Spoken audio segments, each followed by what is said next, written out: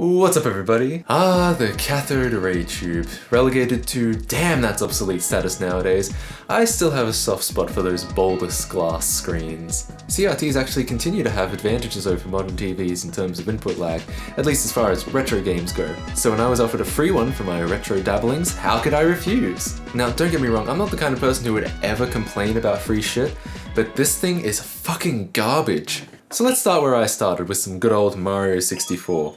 What's the first thing you notice? It's a little, squashed, isn't it? I mean, I know Mario's portly and all, but this is ridiculous. And it's like this everywhere, no matter what you're trying to do. Believe it or not, there's actually a potentially good reason for why it would be that way. See, today with digital video, everything is a precise, well-defined array of pixels. But back in the days of analog standard def, it was less a precise set of pixels and more a loosely defined set of lines. The term 480i or 480p means that the video is composed of 480 lines, and we still use this terminology today, only now superseding it with buzzwords like 4K! But because it was all about lines, to get a widescreen picture was a bit of a bodge. Rather than actually having a wider picture, the picture would be squished into the same shape as non-widescreen pictures, and then a widescreen compatible TV could then stretch it back out. This is why TVs have options for pillboxing or stretching today, because there's actually nothing in the standard def signal to suggest whether the picture's meant to be widescreen or not. So my initial assumption was that was what it was trying to do. I went through the menus hoping it would be a simple setting that could be changed. It wasn't. There was nothing about aspect ratio anywhere. There was black stretch, which is either the worst supervillain name I've ever heard, or it's a really dumb name for aspect ratio. Guess what? It's neither! It makes the blacks blacker. Obviously, I mean, this is really the important setting, not the screen is only 50% in use setting. Oh yeah, and what's coring? Your guess is as good as mine. I kept going through menus to no avail. Look at this, you'd think shit like what I'm looking for would be under option, right?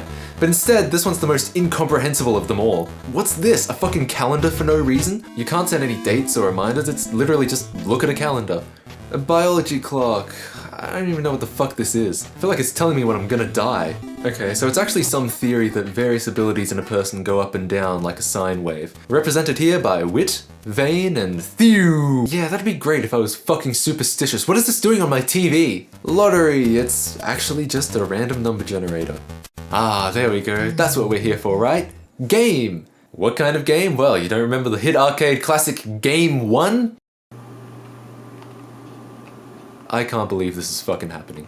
No joke, you don't even have to connect a game console to this thing. You've got this catching shit game, move these two fucking alien things to the exit. Tetris, excuse me, Game 3. What the fuck kind of Tetris block is that? This is imposter Tetris, sorry, Game 3. Check this one out, you know what it is? It's a poker machine.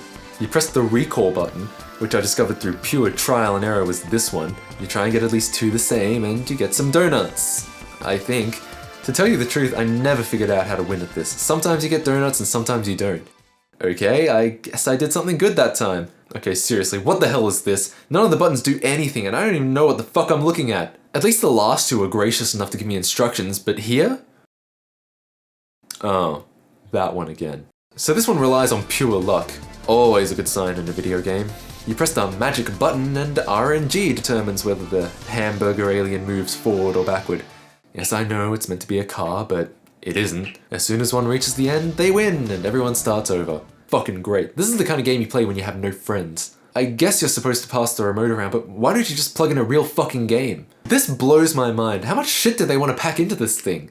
It's admirable, and I'd be lying if I said the game weren't kind of charming in a they tried kind of way. It doesn't exactly get us closer to fixing that black bar thing, though. Wait, what the fuck is this? I can't exit out? I can flip the guy around like no one's business, but the game's really rubbing it in that I lost. Oh, of course. The magic button. The magic button. The magic button. The magic button. I guess it doesn't help that the button markings have faded after years of use. I started randomly pressing each one just to figure out what they do, and came across one that actually did something useful. Sort of. It toggles between normal, wide, which is somehow less wide than normal, and zoom. I flipped my shit. Was this what I was looking for the whole time? Well, hang on a second, this sure does fill the screen, but look how huge it is. The fucking HUD in Mario is mostly off screen. I mean, I know it says zoom, but damn. And look at those scan lines. I feel like I'm peeking through window blinds. And this was as close as I could get. Legit, I tried every menu, every button. Unless I want to play in fucking cropped off pinstripe vision, this was it. It's since come to my attention that the TV is actually likely defective and maybe fixable with some internal adjustment. But you know what? Fuck that.